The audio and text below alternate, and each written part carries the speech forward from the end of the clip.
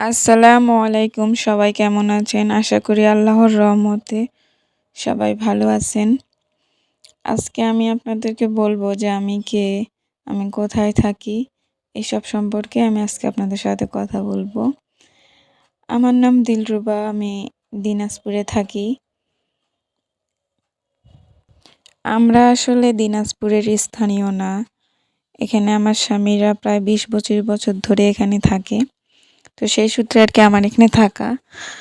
আমার বিয়ে হয়েছে আজকে ৭ বছর। তো আমিও আর কি ৭ বছর ধরে এখানে আছি। আসলে আমাদের গ্রামের বাড়ি সুন্দরগঞ্জে। ওখানে আমাদের গ্রামের বাড়ি। আর আমি ছোট থেকে বড় হয়েছি শহরে, মানে চট্টগ্রামে বড় হয়েছি। ওখানেই ছোট থেকে বড় হওয়া। তারপরে বিয়ের পরে এখানে আসলাম। এখানে ৭ বছর হইল বিয়ে হওয়ার। তো এখানেই আছি। এখনও আমি দিনাজপুরের অনেক জায়গায় চিনি না। যেটুকু চিনি আমার ভালোই লাগে দিনাজপুরে। এই আর কি। কথা বলতে বলতে রান্নায় চলে আসলাম। আজকে আমি রান্না করব হচ্ছে মিষ্টি কুমড়া ভাজি আর সাথে শিং মাছ টমেটো দিয়ে ভুনা।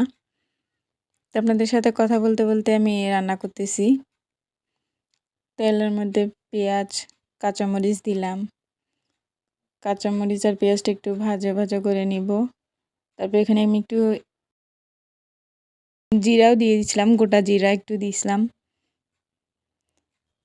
তারপরে আমি মিষ্টি কুমড়াগুলো দিয়ে দিলাম।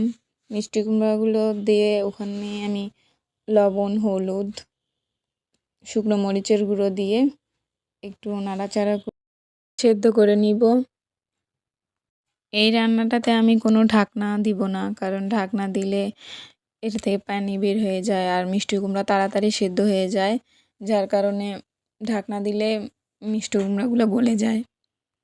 তাই আমি ঢাকনা ছাড়াই এগুলো নাড়াচাড়া করব। আর তেলের মধ্যে যখন পড়ে যাবে তখনই হয়ে যাবে।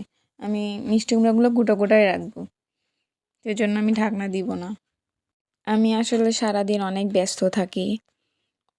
আগে আমার মেয়ে স্কুলে ভর্তি হয়নি, এখন ওকে স্কুলে ভর্তি করাই দিছি। সকাল থেকে অনেক কাজ করতে হয়।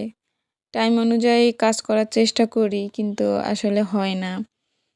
এটা করলে ওইটা হয় না, ওটা করলে ওটা হয় না, মানে একটার পর একটা কাজ লেগেই থাকে। মানুষ যেমন সংসারে এটা মানে কাজ মেনটেন করে চলে, আমি সেরকমটা পারিই না।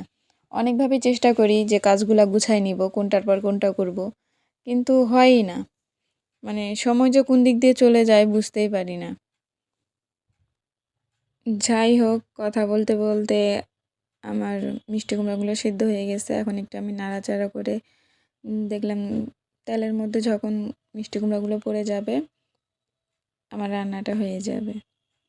এই তো আমার রান্নাটা হয়ে গেছে।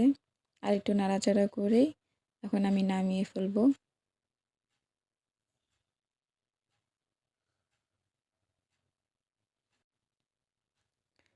এখন আমি শিং মাছটা রান্না করব। তো আরেকটা পাতিল দিলাম চুলায়, এখন তেল দিলাম। তেলের পরে ওখানে আমি পেঁয়াজ পেঁয়াজ কাঁচামরিচ দিয়ে ভেজে নিব। পেঁয়াজ মরিচটা একটু ভাজা ভাজা হয়ে গেলে ওখানে আমি আদা রসুন বাটা দিব, লবণ, হলুদ, স্বাদ মতো লবণ, হলুদ,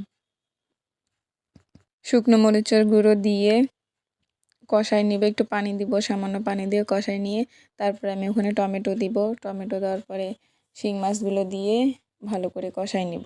এভাবেও রান্না করা যায়, আরেকভাবে রান্না করা যায়, ওটা হচ্ছে মাখে দিয়ে রান্না করা যায়। যেমন ওখানে শিং মাছ, টমেটো, পেঁয়াজ, কাঁচামরিচ, আদা রসুন বাটা, তারপরে স্বাদ মতো লবণ, হলুদ, শুকনো মরিচের গুঁড়ো, ধনিয়া জিরার গুঁড়ো দিয়ে একবারে মাখে, তেল দিয়ে একবারে মেখে তারপরে পানি দিয়ে চুলার মধ্যে বসাই দিলেন, ওটা হয়ে যায়। মাখাটার একটা স্বাদ, আবার এই যেরকম করে কষায় রান্না করার ওইটাও আরেকটা স্বাদ।